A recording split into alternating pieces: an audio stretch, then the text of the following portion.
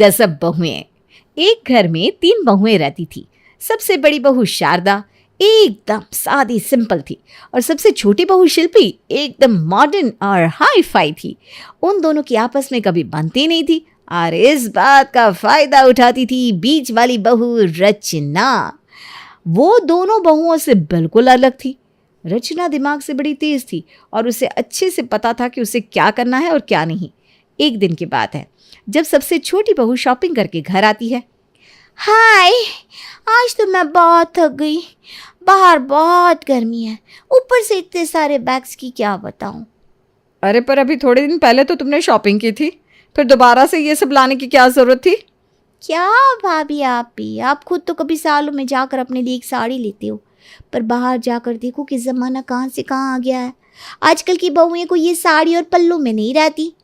जाओ आप ही जाकर थोड़ी शॉपिंग करो और मुझसे कुछ सीखो। देखो मैं कैसे रहती हूँ। तुम ही रहो ऐसे, मुझे नहीं रहना। शारदा इतना बोलकर अपने कमरे में चली जाती है। उसके जाते ही रचना फटाफट शिल्पी के पास आकर बैठ जाती है। पता नहीं इनको हमेशा क्या दिक्कत होती है मेरे कपड़ों से। अरे इनका तो ये सब रोज़ का है।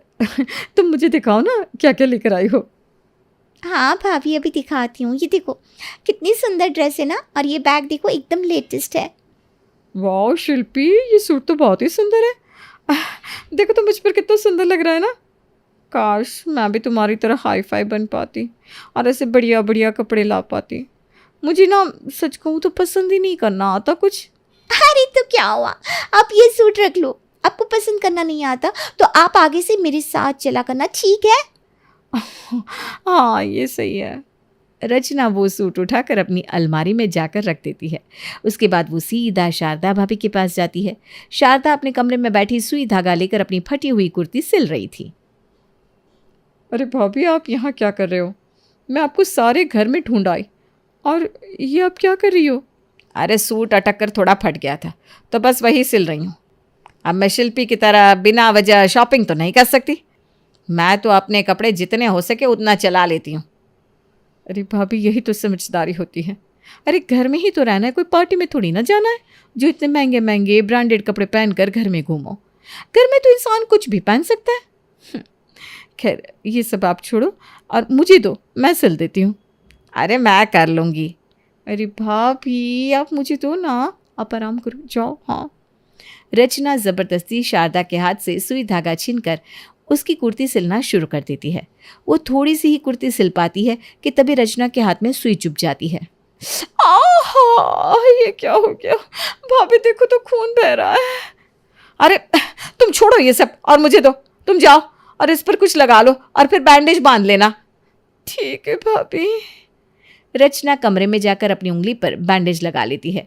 उसके बाद वो सीधा शाम को रसोई में काम करने जाती है। रचना एक हाथ से ही आटा निकालकर गूंदने की कोशिश करती है, तभी शारदा आकर उसे रोक देती है। अरे तुम ये सब क्यों कर रही हो? चलो हटो, मैं कर देती हूँ। पर शाम की रोटी तो मुझे बनानी होती है ना भाभी। अरे कोई बात नहीं, आज मैं बना दूंगी। तुम्हारे हाथ में मेरा सूट सिलने की वजह से सुई लग गई ना, तो अब मुझे तुम्हारी मदद करने दो। चलो। ठीक है भाभी, अब आप कहती हो तो। आप सच में ना सबकी तकलीफ समझती हो। भगवान आप जैसी जिठानी सबको दे। रचना हाथ धोकर अब अपने कमरे में जाकर बैठ जाती है, पर उसको वहाँ बहुत गर्मी लगती है। वो एसी की तरफ देखती है, फिर उसे अपना बिल याद आ जाता है। वो वहाँ से उठती है और सीधा शिल्पी के कमरे में पहुँच जाती है। अरे शिल्पी क्या हो रहा है भाई? अरे भाभी बस ये बाल बनाने की कोशिश कर रही थी पर नहीं बन रहा है। अरे तो मैं हूं ना, मुझे तो कितने अच्छे बाल बनाने आते हैं। लाओ कंघी मुझे तो, मैं बनाती हूँ तुम्हारे बाल। अरे वाह भाभी, अच्छा हुआ आप आ गई, वरना मेरा सारा वक्त ना इसी में बर्बाद हो जाता है और फिर ना मैं डिनर के लिए लेट हो जाती हूँ। डिनर? हाँ भाभी, आज मेरी बहन की बेटी का जन्मदिन है ना, तो बस मुझे और इनको जन्मदिन में बुलाया है। अरे वाह, ये तो बढ़िया हो गया। रचना आराम आराम से शिल्पी के बाल बनाती रहती है और मज़े से एसी की ठंडी ठंडी हवा लेती रहती है। उसका 1 घंटा आराम से निकल जाता है। इतने में शारदा का खाना भी तैयार हो जाता है। बाल बनाने के बाद शिल्पी सीधा डाइनिंग टेबल पर जाकर बैठ जाती है। चलो जल्दी से खा लेते हैं वरना खाना ठंडा हो जाएगा। हाँ भाभी, इस खाने की खुशबू से ना मुझसे एक पल भी रुका नहीं जा रहा। आपके खाने का सच में जवाब नहीं है। सारे रेस्टोरेंट को आप फेल कर दो भाभी। अरे बस बस, एक तुम ही हो जो मेरे खाने की हमेशा तारीफ करती हो, इसीलिए तुम्हारे लिए खाना बनाने में ना मुझे बड़ा अच्छा लगता है। रचना बस ऐसे ही दोनों तरफ के मज़े लेती रहती और दोनों को इस बात का कभी एहसास भी नहीं होता था। शारदा और शिल्पी में अक्सर अनबन रहती थी और बीच वाली बहू रचना खूब फ़ायदा उठाती थी। मतलब के लिए वो किसी की भी साइड हो जाती और मतलब के लिए वो किसी की भी बुराई कर लेती। एक दिन रचना छत पर घूम रही थी। आज तो बड़ा ही सुहावना दिन है, छत पर कितनी बढ़िया हवा चल रही है। पर ये पापड़ यहाँ किससे सुखा दिए? अगर ज़रा सी भी हवा आई तो सब उड़ जाएंगे। खैर मुझे क्या, मैं तो मौसम के मज़े लूँगी। रचना मज़े से छत पर घूम रही थी, तभी सच में ज़ोर से हवा चल पड़ती है और सारे पापड़ हवा में उड़ जाते हैं। अरे बाप रे, ये तो सच में उड़ गए। मैं यहाँ से चलती हूँ वरना मुझे कोई देख लेगा। रचना जल्दी से नीचे भागती है, पर तभी सीढ़ियों पर उसे शिल्पी टकरा जाती है। अरे भाभी, ऊपर तो इतना अच्छा मौसम हो रहा है, आप नीचे क्यों भागी चली जा रही हो? चलो ना ऊपर चलते हैं। अरे नहीं नहीं, ऊपर ना बहुत धूल उड़ रही है, तुम भी नीचे चलो वरना बेकार में तुम्हारी सारी स्किन पर डस्ट आ जाएगी। अच्छा ऐसी बात है, तो मुझे भी ऊपर नहीं जाना। रचना और शिल्पी दोनों नीचे चली जाती हैं। थोड़ी देर बाद शारदा को पता चलता है कि ऊपर बहुत तेज़ हवा चल रही है, इसलिए वो भागी भागी ऊपर जाती है, पर तब तक तो उसके सारे पापड़ उड़ चुके थे। हे भगवान, मेरी सारी मेहनत बर्बाद हो गई, मेरे सारे पापड़ उड़ गए। कितनी मेहनत से पूरा दिन लगाकर मैंने बनाए थे। शारदा बेचारी उदास होकर नीचे रसोई में आकर अपना काम कर रही थी, तभी वहाँ शिल्पी आ जाती है। खाने में क्या बन रहा है भाभी? शिल्पी 2-3 बार शारदा से पूछती है, पर वो जवाब ही नहीं देती। इस बार वो शारदा को थोड़ा सा हिलाकर पूछती है। अरे भाभी, क्या हुआ आपको? कौन से ख्याल में हो? अरे तुम, हाँ बोलो क्या बात है? अरे आप मुझे बताओ क्या बात है। मैं कब से पूछ रही हूँ पर आपका ध्यान ही नहीं है। कहाँ खो गई हैं आप? अरे कुछ नहीं, वो मैंने कल पूरा दिन लगाकर पापड़ बनाए थे और छत पर सुखा रखे थे। आज जब हवा आई तो सब पापड़ उड़ गए, मेरे सारे पैसे और मेहनत बर्बाद हो गई। ओहो, ये तो बुरा हुआ। अगर मैं ऊपर जाती तो मैं आपको बता देती। वैसे मैं ना ऊपर जा ही रही थी, तभी मुझे सीढ़ियों पर रचना भाभी मिल गई और उन्होंने बोला कि ऊपर बहुत धूल उड़ रही है, तो मैं वापस से नीचे आ गई। मतलब वो आज छत पर थी? हाँ, वो तो छत से ही नीचे आ रही थी। अच्छा। थोड़ी देर बाद शारदा रचना के पास जाती है और उससे कहती है, आज तो बाहर कितना अच्छा मौसम था, तुमको छत पर जाकर देखना चाहिए था रचना। अरे कहाँ भाभी, मैं तो काम में इतना बिजी थी, मुझे पता ही नहीं चला। ओह, तो तुम आज छत पर गई नहीं? नहीं नहीं, मैं तो आज गई नहीं हूँ। आखिर ये झूठ क्यों बोल रही है? अगर ये छत पर गई थी तो मतलब इसने जानकर मेरे पापड़ नहीं उठाए। कोई नहीं, आज नहीं तो आगे तो पता चल ही जाएगा। शारदा वहाँ से चली जाती है और जाकर डाइनिंग टेबल पर बैठकर सब्जी काटने लगती है। थोड़ी देर बाद वहाँ रचना आती है। अरे भाभी, ये क्या सब्जी बना रही हो? एक काम करो ना, आज आलू मटर और कचौड़ी बना दो, आप ना बहुत स्वाद बनाते हो। ठीक है, मैं इसे फ्रिज में वापस रख देती हूँ और वो बना देती हूँ। शारदा अब आलू मटर और कचौरी की तैयारी करने लगती है, तभी वहाँ शिल्पी आती है।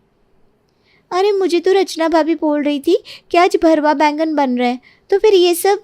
अरे रचना नहीं बोला है कि आलू मटर और कचौड़ी खानी है?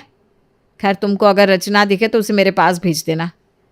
वो तो मेरे कमरे में ही बैठी है, मैं अभी भेजती हूँ। है? वो तुम्हारे कमरे में क्या कर रही है? कुछ नहीं, बस वो मेरे कुछ कपड़े पड़े थे जो अब मैं बिल्कुल नहीं पहनती, तो वही चेक करके देख रही हैं। अच्छा अच्छा, ठीक है। शिल्पी वहाँ से चली जाती है। उसके जाने के बाद अब शारदा के मन में रचना की कुछ बातें खटकने लगती है। कल भी इसने झूठ बोला और आज फिर से शिल्पी के पुराने कपड़े लेने चली गई। वैसे तो बोलती है मुझे शिल्पी का पहनावा बिल्कुल पसंद नहीं, और फिर उससे कपड़े भी मांगती है। तभी रचना आती है। अरे भाभी, आप मुझे बुला रही थी क्या? वो शिल्पी बता रही थी। हाँ, पर वो बोली कि तुम उसके कपड़े चेक कर रही हो तो। अरे भाभी, वो तो ज़बरदस्ती शिल्पी ने निकाल दिए, वरना मुझे क्या पड़ी है, मैं तो सिंपल कपड़े पहनना पसंद करती हूँ। धीरे धीरे शारदा को तो रचना की चालाकियां समझ में आने लगती है, पर शिल्पी इस बात से अनजान थी। एक दिन रचना को शादी में जाना था, पर उसके पास कुछ ढंग का कपड़ा नहीं था। अब मैं क्या पहनूं? कोई अच्छा सेट भी नहीं है। लगता है जेठानी और देवरानी के पास जाना पड़ेगा। रचना पहले अपनी जिठानी शारदा के पास जाती है और कमरे में जाकर बैठ जाती है। आज भाभी आप ना मेरा खाना मत बनाना, मुझे अपने मामा जी के फंक्शन में जाना है। अच्छा, ये तो बढ़िया है। हाँ, वो ना बहुत बड़ा फंक्शन कर रहे हैं। अब सोच रही हूँ क्या पहनूँ। वो अपनी गुलाबी साड़ी पहन लूँ क्या? अरे नहीं नहीं, वो तो बहुत सादी है। पर क्या करूँ, वही मेरी सबसे भारी साड़ी है। वो नहीं पहनूँ तो कौन सी पहनूँ फिर? मेरे पास तो इसके अलावा कोई ढंग की साड़ी भी नहीं है। अब क्या आपके पास होगी कोई अच्छी साड़ी? हाँ, मेरे पास 2-3 भारी भारी साड़ी रखी है। मुझे तो हमेशा सिंपल साड़ी पहननी होती है। मैं तुम्हें अभी दिखाती हूँ। अरे वाह भाभी, आपने तो मेरा काम ही आसान कर दिया। चलो अब मैं जल्दी से जाती हूँ और तैयार होती हूँ। अब रचना साड़ी लेने के बाद जाती है शिल्पी के पास। अरे भाभी, ये साड़ी लेकर कहाँ घूम रही हो? आज ना मुझे अपने मामा जी के घर फंक्शन में जाना है। मैंने जो साड़ी निकाली थी वो शारदा भाभी ने पहनने से मना कर दी और मुझे अपनी ये इतनी सुंदर साड़ी दे दी। अच्छा, उन्होंने आपको ये नई साड़ी दे दी? कमाल है। वैसे ये ना कोई खास साड़ी है नहीं, पर इस साड़ी के मैचिंग का एक सेट है मेरे पास, मैं अभी निकाल कर दिखाती हूँ। अच्छा, दिखाओ तो। शिल्पी फटाफट अपनी अलमारी खोल कर देखती है और उसमें से अपना लाखों का सेट निकालती है। सेट देखकर रचना की आंखें फटी की फटी रह जाती है। अरे वो इतना सुंदर हार, अगर इसे मैं पहन कर चलेगी तो सब मुझे ही देखते रह जाएंगे। ये लो भाभी, आप इसे पहनो। पूरे 5 लाख का हार है। वैसे मैं किसी को नहीं देती, पर आप पहन सकती हो। साड़ी वाड़ी का क्या है, वो तो कोई भी दे देता है। हाँ शिल्पी, बिल्कुल सही कहा तुमने। पर अब इस सेट के साथ ये भाभी की साड़ी तो एकदम फीकी दिख रही है। ये सेट तो तुम्हारी साड़ी के लायक है। सच में भाभी, मेरी साड़ियाँ इतनी सुंदर होती है क्या? और नहीं तो क्या शिल्पी, तुम किसी भी फंक्शन में जाती हो ना तो सब तुम्हें ही दिखते रहते हैं। अरे भाभी, आप भी ना। वैसे अगर आपको मेरी साड़ी में से कोई लेनी है तो ले सकती हो। देखो, सब सामने अलमारी में टंगी है। अरे नहीं नहीं, तुमने इतना महंगा सेट दे दिया, वो कम है क्या? अरे भाभी, इतना मत सोचो।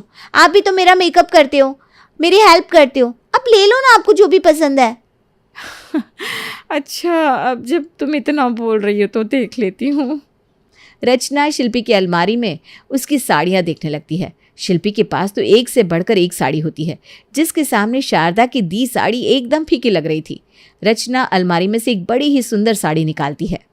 हाँ भाभी, ये बहुत सुंदर है, आप इसी को पहन कर जाना। और अब आप ना जल्दी से तैयार हो जाओ, वरना लेट हो जाओगी। चलती हूँ मैं। शारदा की दी साड़ी वहीं पड़ी रह जाती है और रचना तैयार होकर फंक्शन में निकल जाती है। थोड़ी देर बाद जब शिल्पी अपने कमरे को समेट रही थी, उसका ध्यान शारदा की साड़ी पर पड़ता है। और ये साड़ी तो यहीं रह गई। एक काम करती हूँ, उनको वापस दे आती हूँ।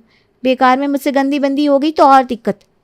शिल्पा अपनी जेठानी शारदा की साड़ी उनको जाकर दे देती है, पर शारदा साड़ी देखकर बड़ी हैरान हो जाती है। ये साड़ी तो अभी रचना मांग कर लेकर गई थी, तो तुम्हारे पास कैसे? मांग कर? वो तो बोल रही थी आपने ज़बरदस्ती दी है। अरे मैं क्यों ज़बरदस्ती दूंगी अपनी नई साड़ी? उसने मुझे आकर बोला उसके पास कोई ढंग की साड़ी नहीं है और खुद मुझसे मेरी साड़ी मांग ली। ऐसा है तो वो मेरी साड़ी और हार क्यों पहन कर गई हैं? पहले मुझसे साड़ी ली, फिर वही साड़ी तुम्हारे पास जाकर दिखाई ताकि उसे देखकर तुम भी उसे कुछ देने लगो।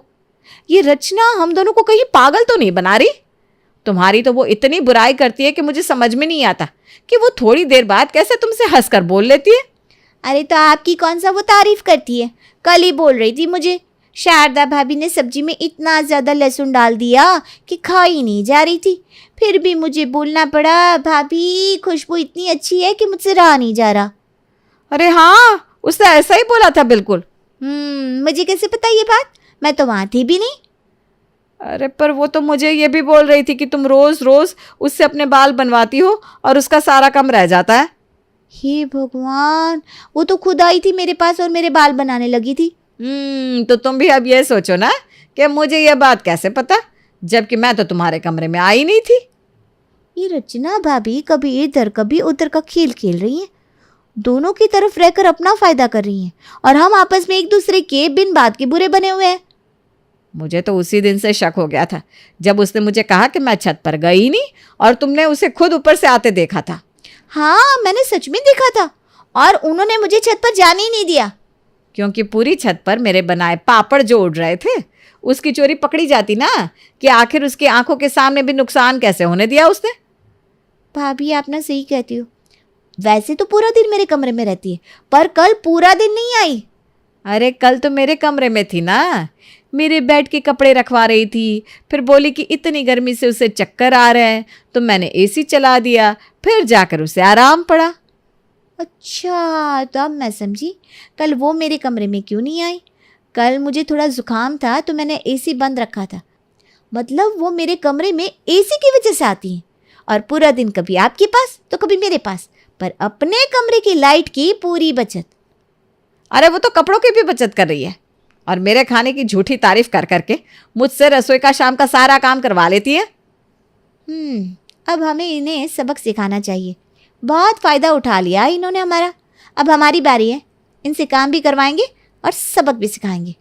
हाँ, आज आने दो इसे, दोनों मिलकर बताएंगे फिर इसे। रचना देर रात घर वापस आती है। अगले दिन वो हमेशा की तरह एसी में बैठने के लिए शिल्पी के कमरे में जा रही थी। तभी शिल्पी ही सामने से आ जाती है और उसके कमरे में आकर बैठ जाती है। अरे मैं तो आ ही रही थी, तुम क्यों आ गई? अरे भाभी, आप तो हमेशा ही परेशान होती हो। मैंने सोचा मुझे ये सूट के दुपट्टे में लेस लगवानी है, तो क्यों ना यही ले आओ। अच्छा ठीक है, लाओ मैं लगा देती हूँ। भाभी, आप गर्मी में कैसे बैठी हुई हो? आपको तो गर्मी से दाने हो जाते ना। लाओ मैं एसी चला देती हूँ। अब रचना मन ही मन शिल्पी को कोसने लगती है और बार बार अपने एसी की तरफ देखती रहती है। जल्दी से काम निपटाने के बाद वो बाहर जाकर टीवी देखने बैठती है। तभी वहाँ उसकी जेठानी शारदा आ जाती है। अरे तुम यहाँ क्या कर रही हो? जल्दी रसोई में जाओ और रात के खाने की तैयारी करो, माँ जी आते ही खाना मांगती है। खाना? आप खाना नहीं बना रहे भाभी? अरे मुझे ज़रा मार्केट जाना है कुछ काम से। वैसे भी अब तुम्हारी उंगली तो एकदम ठीक है, हैं?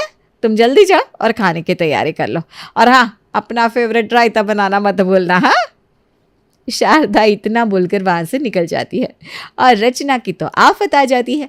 अगले दिन से शारदा अब बस अपने हिस्से का काम करती और शिल्पी भी रोज पहले से पहले रचना के कमरे में आकर बैठ जाती, जिस वजह से उस महीने रचना के कमरे का बिल एकदम पार हो जाता है। हे भगवान, ये सब क्या हो रहा है मेरे साथ? आखिर इन दोनों को अचानक क्या हो गया? पहले तो इतनी आसानी से बेवकूफ़ बन जाती थी, पर अब तो इतनी चालाक हो गई है कि पूछो मत। अरे रचना भाभी, वो उस दिन आप साड़ी लाई थी ना, ज़रा मुझे देना। मुझे ना मंदिर जाना है, तो आज वही पहन कर जाऊंगी। अरे पर वो तो मेरी नई साड़ी है। अरे तो इसने भी तो तुमको अपनी नई साड़ी और लाखों का हार दिया था, आज तुम दे दो। इनको क्या हो गया है? ये अपने दुश्मन की तरफदारी क्यों कर रही हैं? जल्दी दो ना, मुझे मंदिर जाना है। वो मुझे ना कल ही एक पंडित जी ने कहा था कि हमें अपने कपड़े ना किसी को देने नहीं चाहिए और ना किसी के पहनने चाहिए। मैं नहीं चाहती कि बेकार में तुम मेरी साड़ी पहनो और फिर कुछ हो जाए तो। ऐसी बात है तो भाई आज के बाद हम में से कोई किसी से कुछ लेगा नहीं, कुछ देगा नहीं। हाँ भाभी, आप भी अभी के अभी मेरे सारे कपड़े दे दो। बेकार में मैं नहीं चाहती कि मेरी वजह से कुछ हो। हाँ रचना, जल्दी करो, दे दो उसे। रचना की चाल खुद पर ही भारी पड़ जाती है। उसको अलमारी से शिल्पी के सारे कपड़े वापस करने पड़ते हैं। ये मेरे साथ सब उल्टा क्यों हो रहा है? सारे के सारे कपड़े देने पड़ रहे हैं। शिल्पी अपने सब कपड़े उठाकर वहाँ से चल देती है। शारदा भी रचना को खाने का बोल कर अपने कमरे में चली जाती है। उनके जाने के बाद रचना अपना सर पकड़कर बैठ जाती है। अब कोई चालाकी नहीं करूँगी, बहुत बना लिया दोनों को बेवकूफ़। अब लगता है मेरी दाल यहाँ नहीं गलने वाली। शारदा और शिल्पी अब एक हो जाती हैं और दोनों मिलकर रचना को रोज ऐसा सबक सिखाती कि वो आगे से दोनों में से किसी को भी किसी के खिलाफ भड़काना भूल जाती है और ना किसी का कोई फायदा उठा पाती है।